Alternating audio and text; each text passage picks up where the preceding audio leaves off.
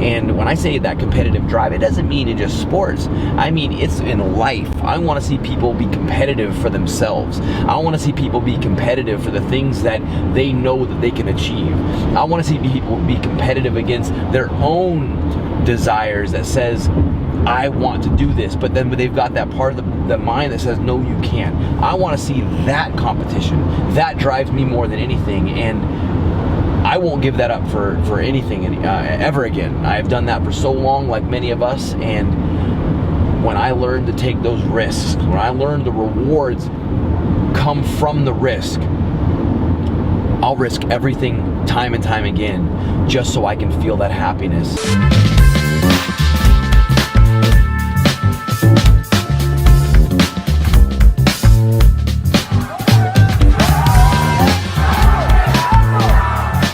This is the Savage Hour Podcast. We take you inside the mind of fighters, athletes, and entrepreneurs.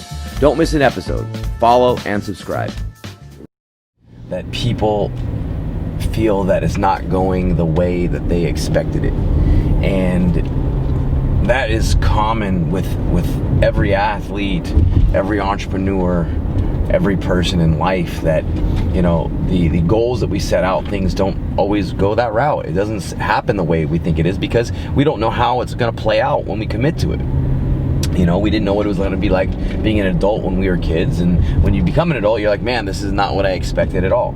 So the goals we set when we were younger completely shift as we get older, and I think that's where we have a little bit of misconception of what it's like when we start approaching different things. And, you know, I hear athletes, and I'm just going to speak for my athletes that I have, you know, it's when they commit 1 year, 2 years to things, and it's not going the way that they expected. And it's like, well, what'd you expect? You know, you just because you commit a limited amount of time to something doesn't mean it's going to play out the way that you want. And, you know, we see a lot of people reach these so-called overnight successes.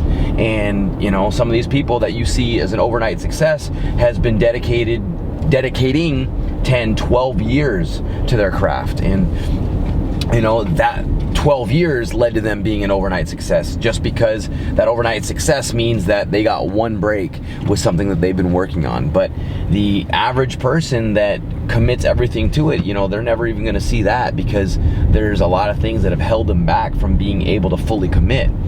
And I think one of the biggest things that allow us to fully commit to something is by doing it on your own. You know, there's a lot of people that connect themselves to things that are successful. They want to be around successful people, and I think that is massively important to be around those things. But at a certain point, you have to be able to go out and do it on your own, because if not, you're never going to know that you can. If you don't do it on your own, you're never going to know what it's like to actually have those building blocks.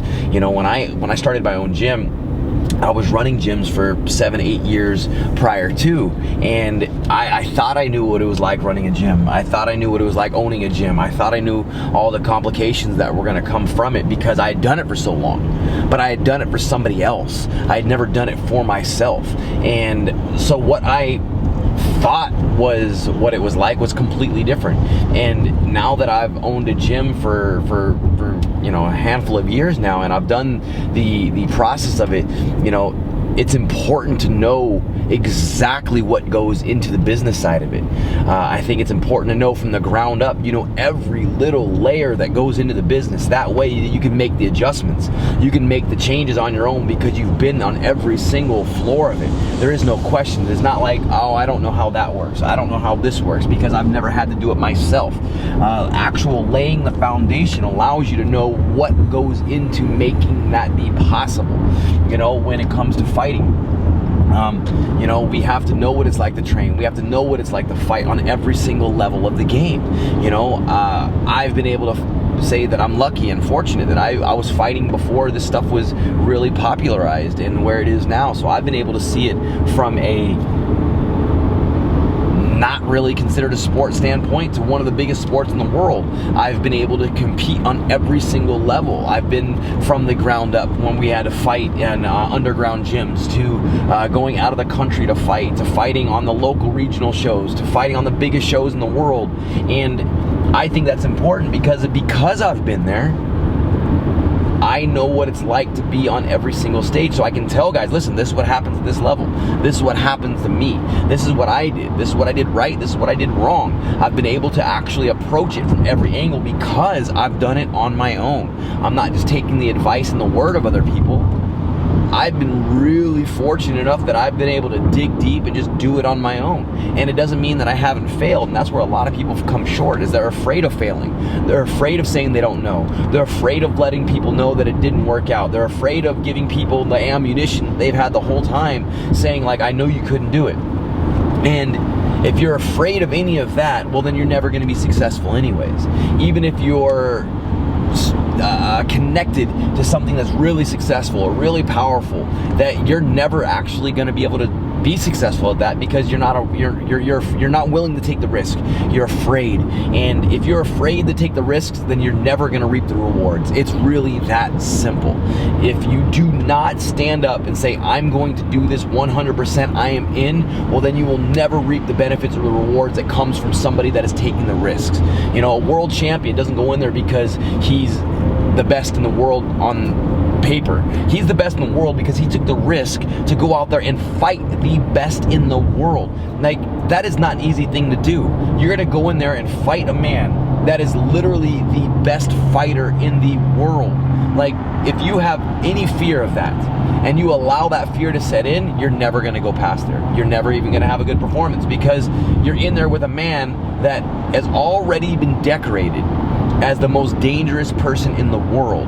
And if you do not give yourself that real opportunity to say, yes, I can beat him, even if you're afraid, then you're gonna go in there and get hurt. And that's the way it works with any business in any industry.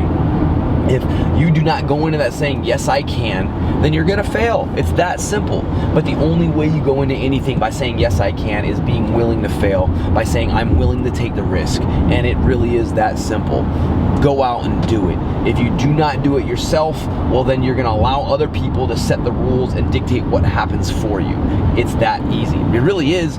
If you're not making the rules, somebody else is. And if somebody else is, those rules are gonna be based upon what's good for them and what they need for their goals, for their visions, and for their agendas. You have to take control, and by taking control, it doesn't mean of somebody else's program. It doesn't mean of somebody else's goals, somebody else's dreams. You have to take control of what yours are. And if, again, it's the risk. If we are not putting ourselves in the driver's seat of a calculated risk, then you've already failed. I'm afraid of a lot of things that I do, but I'm allowing myself to be the one that decides whether I fail or not. And if I don't take the opportunity, well, then I've already failed. I would rather fail forward instead of failing because I didn't even give it a chance. And that was one of the biggest learning lessons that I think I've learned in my later years of my life that I'm at now, is that I'm not willing ever again to be unhappy doing something because I'm afraid to do it. From jobs that I've had, from losing time over money, and I'm just not willing to do that anymore. I'm 100% committed to giving myself that opportunity of being happy, and that's me risking everything, because we put this validation to what money means, and money doesn't necessarily mean happiness, and most times it's exactly the opposite. We're miserable chasing money. If we dedicated as much time to chasing money as we can to chasing happiness, eventually they blend together, they merge together, and when you're chasing what makes you happy, those things end up actually making it possible for you to make a living and making money off of being happy. And that doesn't happen without taking risk, because you are risking the comfortability of knowing that I can make money doing X for something that you have no idea how you're gonna make money doing it, but yet you're gonna do it because it makes you happy. And I could make tons of money doing other things right now. Absolutely could. I could make tons of money doing personal training, fitness, and going back to graphic design. I could do that as well. And I could spend all my hours doing both those things. But if I was only doing that, I would be miserable. I would be unhappy. And don't get me wrong, I love fitness. I do. But there's a competitive drive that's inside of me that I cannot deny, and it's what's driven me for so long that's what I'm passionate about. I'm passionate about watching other people succeed. I'm passionate about giving people the tools to be able to find the strength inside of themselves to do more. And I have to be around that, like the competition drive, people that are competing, people that are fighting, people that are giving themselves the real opportunity to make something, and that drives me more than anything, and that's what I dedicate my life to now. Yeah, I have other obligations now that I have my son, but I can translate that same passion, that same fire, and give that to him into really fighting for what he wants. And when I say that competitive drive, it doesn't mean in just sports. I mean, it's in life. I want to see people be competitive for themselves. I want to see people be competitive for the things that they know that they can achieve. I want to see people be competitive against their own desires that says, I want to do this, but then they've got that part of the mind that says, no, you can't. I want to see that competition. That drives me more than anything, and I won't give that up for anything ever again. I've done that for so long, like many of us, and when I learned to take those risks, when I learned the rewards come from the risk, I'll risk everything time and time again just so I can feel that happiness and know that I did this, that I am the one that risked everything, and that is why I will succeed.